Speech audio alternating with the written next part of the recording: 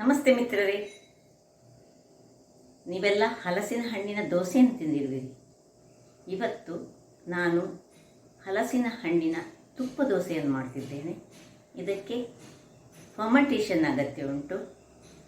ಈ ಹಲಸಿನ ಹಣ್ಣಿನ ತುಪ್ಪ ದೋಸೆಗೆ ಸೋಡಾ ಆಗಲಿ, ಏನೋ ಆಗಲಿ ಅಥವಾ ತೆಂಗಿನ ತುರಿ ಆಗಲಿ ಏನನ್ನು ಬಳಸದೆ, ಈವನ್ ಉದ್ದನ್ನು ಬಳಸದೆ ನಾವು ಒಂದು ಸಾಫ್ಟ್ ಆದ ತುಪ್ಪ ದೋಸೆಯನ್ನು ಮಾಡೋಣ. ಹಾಗಾದರೆ ಈ ಹಲಸಿನ ಹಣ್ಣಿನ ತುಪ್ಪ ದೋಸೆಯನ್ನು ಹೇಗೆ ಮಾಡೋದನ್ನು ನೋಡುವ ಮೊದಲು ಯಾರೆಲ್ಲ ನನ್ನ ಚಾನಲನ್ನು ನೋಡ್ತಿದ್ದೀರಿ, ಯಾರೆಲ್ಲ ಇನ್ನೂ ಸಬ್ಸ್ಕ್ರೈಬ್ ಮಾಡಿಲ್ಲ, ದಯವಿಟ್ಟು ಸಬ್ಸ್ಕ್ರೈಬ್ ಮಾಡಿ ಸಪೋರ್ಟ್ ಮಾಡಿ ಅಂತ ಹೇಳುತ್ತಾ, ಈ ರುಚಿಕರವಾದ ಹೆಲ್ದಿಯಾದ ತುಂಬ ಸಾಫ್ಟಾಗಿ ಬಾಯಲ್ಲಿ ಇಟ್ಟರೆ ಕರಗುವಂತಹ ಈ ಹಲಸಿನ ಹಣ್ಣಿನ ತುಪ್ಪ ದೋಸೆಯನ್ನು ಹೇಗೆ ಮಾಡೋದು ಎಂದು ನೋಡೋಣ ಬನ್ನಿ. ಮಿತ್ರರೇ, ಇವತ್ತು ಹಲಸಿನ ಹಣ್ಣನ್ನು ಉಪಯೋಗಿಸಿ ಒಂದು ತುಪ್ಪ ದೋಸೆ ಮಾಡೋಣ. ಇದಕ್ಕೆ ಸೋಡಾ ಹಾಕಲಿಕ್ಕಿಲ್ಲ ಅಥವಾ ತೆಂಗಿನ ತುರಿ ಹಾಕಲಿಕ್ಕಿಲ್ಲ, ಏನಿಲ್ಲ. ಕೇವಲ ಇಷ್ಟೇ ಒಂದು ಸಾಮಗ್ರಿಗಳು ನೋಡಿ. 5 ಗಂಟೆಗಳ ಕಾಲ ಈ ಅಕ್ಕಿಯನ್ನು ನಾನು ನೆನೆ ಹಾಕಿಟ್ಟಿದ್ದೇನೆ. ಬೆಳ್ತಿಗೆ ಅಕ್ಕಿ, 1 ಲೋಟ ಬೆಳ್ತಿಗೆ ಅಕ್ಕಿ ಆದರೆ ನೋಡಿ, ಈ ಬೌಲಲ್ಲಿ 1 ಬೌಲು ಅಕ್ಕಿ ತೆಗೆದುಕೊಂಡಿದ್ದೇನೆ. ಅದನ್ನು ಚೆನ್ನಾಗಿ ತೊಳೆದು 4 ಗಂಟೆಗಳ ಕಾಲ ನೆನೆ ಹಾಕಿದ್ದೇನೆ. ಸ್ವಲ್ಪ ಬೆಲ್ಲ, ಸಿಹಿ, ಇದು ತುಂಬ ಸಿಹಿ ಇದ್ದರೆ ತುಂಬ ಬೆಲ್ಲ ಸಹ ಬೇಡ, ಅಗತ್ಯ ಇಲ್ಲ. ಮತ್ತು 2 ಏಲಕ್ಕಿ, 5-6 ಕಾಳುಮೆಣಸುಗಳು. ಇಷ್ಟನ್ನು ನಾವೀಗ ಗ್ರೈಂಡ್ ಮಾಡಿ ಫರ್ಮೆಂಟೇಷನ್ ಮಾಡಲಿಕ್ಕೆ ಉಂಟು. ನೋಡಿ, ನಾನು ಮಿಕ್ಸಿ ಜಾರ್ ತೆಗೆದುಕೊಳ್ತೇನೆ. ಸುರಿಗೆ ನಾವು ಕೇವಲ ಈ ಹಲಸಿನ ಹಣ್ಣು ಬೀಜ ಎಲ್ಲ ಏನಿರಬಾರ್ದು, ಇದನ್ನು ಸ್ವಲ್ಪ ಸಣ್ಣ ಸಣ್ಣದಾಗಿ ಕತ್ತರಿಸಿಕೊಳ್ಳೋಣ. ಕತ್ತರಿಸಿದರೆ ಏನಾಗ್ತದೆ ಹೇಳಿದರೆ, ನಮಗೆ ಅದು ಸುಲಭದಲ್ಲಿ ಒಳ್ಳೆ ಗ್ರೈಂಡ್ ಆಗಲಿಕ್ಕೆ ಸುಲಭ ಆಗ್ತದೆ. ಅದರಿಂದಾಗಿ ಚೆನ್ನಾಗಿ ಸಣ್ಣದಾಗಿ ಕತ್ತರಿಸ್ತೇನೆ ಇದನ್ನು. ಎಲ್ಲ ಹಲಸಿನ ಹಣ್ಣನ್ನು ಅಂದರೆ 1 ಬೌಲಿನಗೆ 1 ಬೌಲ್ನಷ್ಟು ಹಲಸಿನ ಹಣ್ಣು ತೆಗೆದುಕೊಂಡಿದ್ದೇವೆ. ಈಗ ನೋಡಿ, ಎಷ್ಟು ಚೆನ್ನಾದ ಒಂದು ಉಬ್ಬಿ ಬರುವಂತಹ ರುಚಿಯಾದ ತುಪ್ಪ ದೋಸೆ ರೆಡಿ ಆಗ್ತದೆ ಈ ಹಲಸಿನ ಹಣ್ಣಿನಿಂದ. ಇದು ಮಾತ್ರ ಗ್ರೈಂಡ್ ಆಗಬೇಕೆಲ್ಲ, ಎಲ್ಲವನ್ನು ಹೀಗೆ ಕತ್ತರಿಸಿ ನಾನು ನೋಡಿ, ಹೀಗೆಲ್ಲ ಒಳಗಿದ್ದದೆಲ್ಲ ತೆಗೆದುಕೊಳ್ಬೇಕು, ಏನು ಇರಬಾರ್ದು, ಖಾಲಿ ಇರಬೇಕು.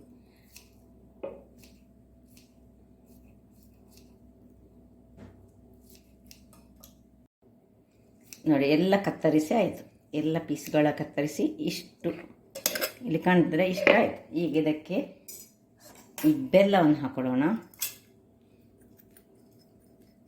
ಬೆಲ್ಲವನ್ನು ಹಾಕ್ಕೊಂಡು ಸ್ವಲ್ಪವೇ ಸ್ವಲ್ಪ ನೀರು ಹಾಕಿ ಇದನ್ನು ಒಳ್ಳೆ ಫೈನಾಗಿ ನಾನು ಗ್ರೈಂಡ್ ಮಾಡಿ ತರ್ತೇನೆ.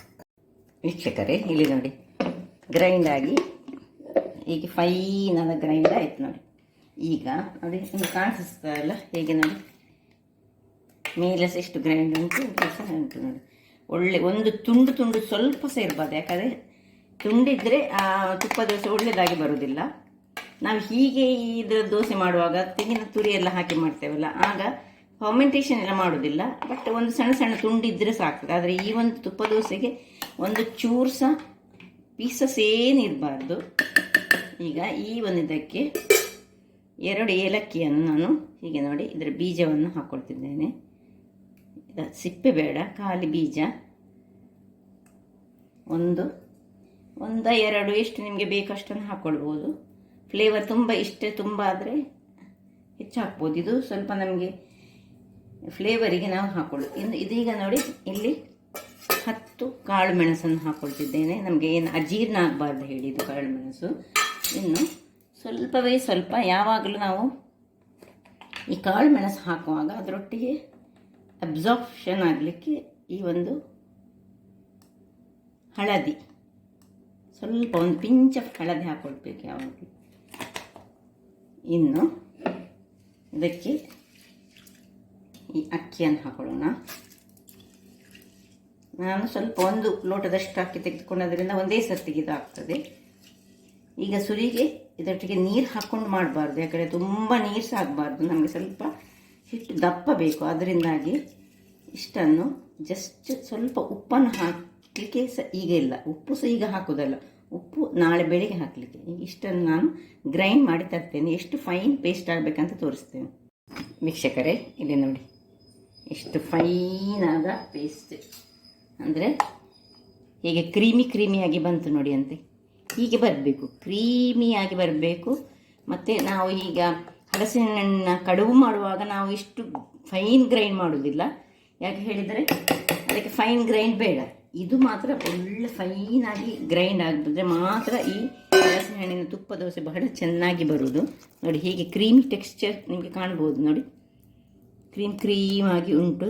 ಏನು ತೆಂಗಿನ ಕಾಯಿಸ ನಾವು ಬಳಸಲಿಲ್ಲ, ತೆಂಗಿನಕಾಯಿ ಸಹ ಹಾಕ್ಕೊಳ್ಳಿಕ್ಕೆ ಇಲ್ಲ. ಖಾಲಿ ಇದನ್ನು ಈಗ ಇದಕ್ಕೆ ಸ್ವಲ್ಪ ನೀರನ್ನು ಹಾಕ್ಕೊಂಡು ಸ್ವಲ್ಪ ತೆಳು ಮಾಡ್ತೇನೆ. ಹೆಚ್ಚು ತೆಳು ಮಾಡಬಾರ್ದು, ತೆಳು ಮಾಡಿದರೆ ಅದು ನಾಳೆ ಚೆನ್ನಾಗಿ ಏಳುವುದಿಲ್ಲ. ಈಗ ಉಪ್ಪು ಸಹ ಹಾಗೆ ನಾಳೆ ಬೆಳಿಗ್ಗೆ ಇದನ್ನು ಹಾಕ್ಕೊಳ್ಳಿ. ಇದಕ್ಕೆ ಸ್ವಲ್ಪ ನೀರು ಹಾಕ್ಕೊಳ್ತೇನೆ.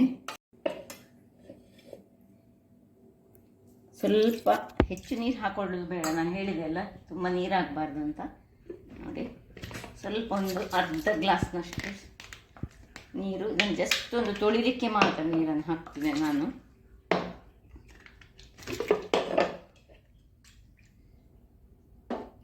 ಇದರಲ್ಲಿ ಸ್ವಲ್ಪ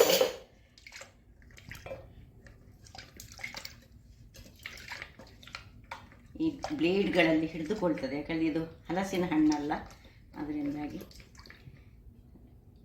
ಸ್ವಲ್ಪ ನೀರನ್ನು ಹಾಕ್ಕೊಂಡೆ. ಇನ್ನು ಒಳ್ಳೆ ಬೀಟ್ ಮಾಡಿಕೊಳ್ಳೋಣ. ಉಪ್ಪು ಮಾತ್ರ ನಾಳೆ ಬೆಳಿಗ್ಗೆ ಹಾಕೊಳ್ಳೋದು, ಈಗ ಫರ್ಮೆಂಟ್ ಆಗಲಿಕ್ಕೆ ಇಡಲಿಕ್ಕೆ ಉಂಟು ನಮಗಿದು. ಯೂಶ್ವಲಿ ನಾವು ಹಲಸಿನ ಹಣ್ಣಿನ ಇದನ್ನು ಫರ್ಮೆಂಟೇಷನ್ಗೆ ಇಡುವುದಿಲ್ಲ. ನಾಳೆ ನೋಡಿ ದೋಸೆ ಯಾವ ರೀತಿಯಾಗಿ ಹೇಗೆ ಇದನ್ನು ಮಾಡೋದು. ಅದಕ್ಕೆ ಬೇರೆ ಏನು ಹಾಕ್ತೇನೆ, ಸೋಡಾ ಅಂತೂ ಯೂಸ್ ಮಾಡೋದಿಲ್ಲ, ಈಸ್ಟ್ ಯೂಸ್ ಮಾಡೋದಿಲ್ಲ, ಏನಿಲ್ಲ. ಹಲಸಿನ ಹಣ್ಣಿನ ತುಪ್ಪ ದೋಸೆಯನ್ನು ಈಗ ನಾನು ಮಾಡಲಿಕ್ಕೆ ರೆಡಿ ಮಾಡಿದ್ದೇನೆ. ಈಗ ಇದನ್ನು ಮುಚ್ಚಳವನ್ನು ಮುಚ್ಚಿಕೊಂಡು ನಾವು ಒಂದು 8 ಗಂಟೆಗಳ ಕಾಲ ಅಥವಾ ರಾತ್ರಿಯಿಂದ ಬೆಳಗಿನ ತನಕ ಇಟ್ಕೊಳ್ಳೋಣ. ವೀಕ್ಷಕರೇ, ಇದೆ ನೋಡಿ, ಬೆಳಿಗ್ಗೆ ಆಗಿದೆ. ಹೇಗೆ ಉಬ್ಬಿ ಬಂದಿದೆ ನೋಡಿ. ನೋಡಿ, ಕಾಮೆಂಟ್ ಒಳ್ಳೆ ಆಗಿದೆ, ಗೂಡಾಗಿ ಬಂದಿದೆ ನೋಡಿ, ಕಾಣ್ಬೋದು ನಿಮಗೆ. ಅದಕ್ಕೆ ಏನು ನೋಡಿ, ಇಲ್ಲೇ ಹೋಲ್ಸ್ ಇಲ್ಲೇ ಬರ್ತಾ ಉಂಟು. ಅದರಿಂದ ಅದು ಹಲಸಿನ ಹಣ್ಣಾದ ಕಾರಣ ಒಳ್ಳೆ ಈಗ ಒಂದು ದೋಸೆ. ಇದು ಸ್ವಲ್ಪ ದಪ್ಪ ಕಾಣ್ತಾ ಉಂಟು ನನಗೆ. ಅದಕ್ಕೆ ಸ್ವಲ್ಪ ನೀರನ್ನು ಹಾಕ್ಕೊಳ್ತೇನೆ ನಾನು. ತುಂಬ ನೀರು ಹಾಕಬಾರ್ದು, ಒಂದು ಹನಿಯಷ್ಟು ನೀರನ್ನು ಹಾಕಿ ನಾನು ತಿರುಗಿಸ್ಕೊಳ್ತೇನೆ. ಇಲ್ಲೀಗ ಕಾವಲಿಯನ್ನು ಇಟ್ಟುಕೊಂಡು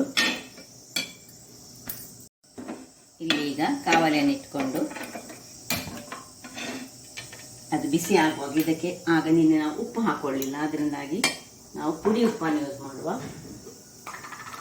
ಎಷ್ಟು ಉಪ್ಪು ಬೇಕು ಅಷ್ಟು ಉಪ್ಪನ್ನು ಹಾಕೊಳ್ಳೋಣ. 1 ಚಮಚದಷ್ಟು ಬೇಕಾದಿತ್ತು. ಉಪ್ಪು ಕಡಿಮೆ ತಿನ್ನುವವರು ಕಡಿಮೆ ಉಪ್ಪು ಹಾಕ್ಕೊಳ್ಳಿ. ಉಪ್ಪು ತುಂಬ ಬೇಕಿದ್ದವರು ಸ್ವಲ್ಪ, ತುಂಬ ಅಂದರೆ ತುಂಬ ಅಲ್ಲ, ಉಪ್ಪನ್ನು ಹಾಕೊಳ್ಳೋಣ. ಹಾಕ್ಕೊಂಡು ಚೆನ್ನಾಗಿ ಕಲಗಿಸ್ಕೊಳ್ಳೋಣ. ವೀಕ್ಷಕರೇ, ಇಲ್ಲಿ ನೋಡಿ, ಕಾವಲಿ ಬಿಸಿ ಆಯಿತು. ಇಲ್ಲಿ ಹಿಟ್ಟು ರೆಡಿಯಾಗಿದೆ ನೋಡಿ. ಈ ಕನ್ಸಿಸ್ಟೆನ್ಸಿ ಬೇಕು ನಮಗೆ. ತುಂಬ ದಪ್ಪ ಸಹ ಬೇಡ, ತುಂಬ ನೀರು ಸಹ ಬೇಡ. ಈಗ ಒಂದು ಹೀಗೆ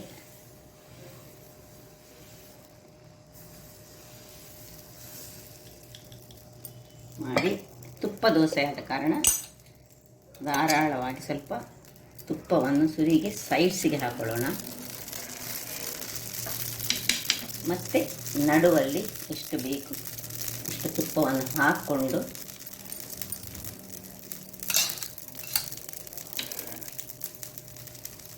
ಮುಚ್ಚಳವನ್ನು ನೋಡಿ, ಹೋಲ್ಸ್ ಹೇಗೆ ಬಂದು ಹೋಲ್ಸ್ ಬಂದ ಮೇಲೆ ನಾವು ಮುಚ್ಚಳವನ್ನು ಮುಚ್ಚಿಕೊಳ್ಬೇಕು.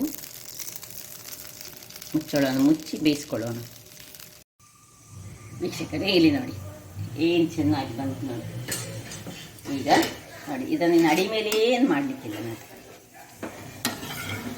ಹೇಗೆ ಬಂತು ನೋಡಿ.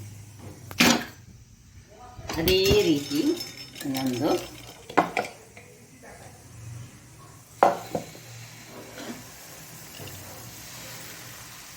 ಎಷ್ಟು ದೊಡ್ಡದು ಬೇಕು ನಿಮಗೆ ಅಷ್ಟು ದೊಡ್ಡದನ್ನು ಹಾಕ್ಕೊಳ್ಬೋದು.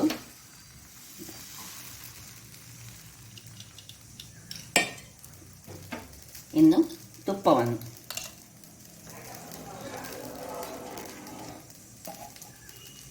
ಜನರಸ್ಸಾಗಿ ಹಾಕ್ಕೊಳ್ಳಿ ಬೇಕಿದ್ದಷ್ಟು. ಮತ್ತು ಹೋಲ್ ಬಂದ ಮೇಲೆ ನಾವು ಏನು ಮುಚ್ಚಳವನ್ನು ಮುಚ್ಚಿಕೊಳ್ಬೇಕು.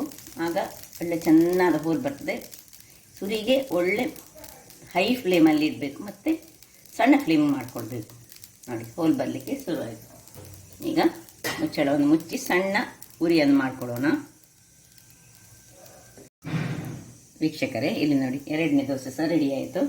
ಇದಕ್ಕೆ ಮತ್ತು ಕಾಯಲಿಕ್ಕೆ ಸ್ವಲ್ಪ ಹೊತ್ತು ತೆಗೀತದೆ. ಇದು ಅದು ಅವಸರ ಮಾಡಿದರೆ ನಮ್ಮದು ಕೆಲಸ ಹಾಳು. ಅದರಿಂದಾಗಿ ನೀವು ಯಾವಾಗಲೂ ಇಟ್ಟ ಮೇಲೆ ಒಂದು 3 ನಿಮಿಷಗಳ ಕಾಲ ಆದರೂ ಮುಚ್ಚಿಟ್ಟು ಬೇಯಿಸ್ಕೊಳ್ಬೇಕು. ಇದನ್ನು ಅಡಿಮೇಲೆ ಮಾಡುವ ಅವಶ್ಯಕತೆ ಇಲ್ಲ. ನೋಡಿ ಹೇಗೆ ಟೆಕ್ಸ್ಚರ್ ನೋಡಿ ಹೇಗೆ ಬಂದಿದೆ ನೋಡಿ, ತೋರಿಸ್ತೇನೆ ನಾನು ಹಾಕ್ಕೊಂಡು. ನೋಡಿ ಯಾವ ರೀತಿಯಲ್ಲಿ ಅದರ ಕೆಳಗಿನ ಭಾಗ ನೋಡಿ ಏನು ಚೆನ್ನಾಗಿ ಬಂದಿದೆ ನೋಡಿ. ನೋಡ್ತೇವೆ ವೀಕ್ಷಕರೇ, ಇದನ್ನು ಬೆಣ್ಣೆಯ ತುಪ್ಪ ಏನು ಬೇಕು ಇನ್ನು ಪುನಃ ಇದರ ಮೇಲೆ ಸ್ವಲ್ಪ ತುಪ್ಪ ಹಾಕ್ಕೊಂಡು ಅಥವಾ ಹನಿಯಲ್ಲಿಯ ಯಾವುದರಲ್ಲಿ ಸಹ ಇದನ್ನು ತಿನ್ಬೋದು. ಇದಕ್ಕೆ ಚಟ್ನಿಯ ಅಗತ್ಯವೇ ಇಲ್ಲ. ಚಟ್ನಿ ಸಹ ಮಾಡ್ಬೋದು, ಬೇಕಾದರೆ ಖಾರ ಚಟ್ನಿ ಮಾಡಿ ಖಾರ ಚಟ್ನಿ ಒಟ್ಟಿಗೆ ಸಹ ಇದನ್ನು ಉಪಯೋಗಿಸ್ಬೋದು. ಹಾಗಾದರೆ ನೋಡಿದ್ರಲ್ಲಿ ವೀಕ್ಷಕರೇ, ನೋಡಿ ಏನು ಸೋಡಾ ಹಾಕಲಿಲ್ಲ, ಏನು ಹಾಕದಿದೆ ಸಹ ಗೂಡು ಗೂಡಾದ ಇದು ಈ ಹಲಸಿನ ಹಣ್ಣೆ ಇದನ್ನು ಫರ್ಮೆಂಟ್ ಮಾಡಿಕೊಳ್ತದೆ. ನೋಡಿ ಟೆಕ್ಸ್ಚರ್ ಹೇಗೆ ಉಂಟು ನೋಡಿ. ಹಾಗಾದರೆ ನನ್ನ ಈ ಕುಕಿಂಗ್ ಚಾನಲ್ ನಿಮಗೆ ಇಷ್ಟ ಆದರೆ ಬೋಡೂರು ಸುವರ್ಣ ಚಾನಲನ್ನು ಲೈಕ್ ಮಾಡಿ, ಶೇರ್ ಮಾಡಿ ಹಾಗೂ ಸಬ್ಸ್ಕ್ರೈಬ್ ಮಾಡಿ ಹಾಗೂ ನನ್ನ ಇನ್ಸ್ಟಾಗ್ರಾಮ್ ಪೇಜನ್ನು ಫಾಲೋ ಮಾಡಿ. ಧನ್ಯವಾದಗಳು.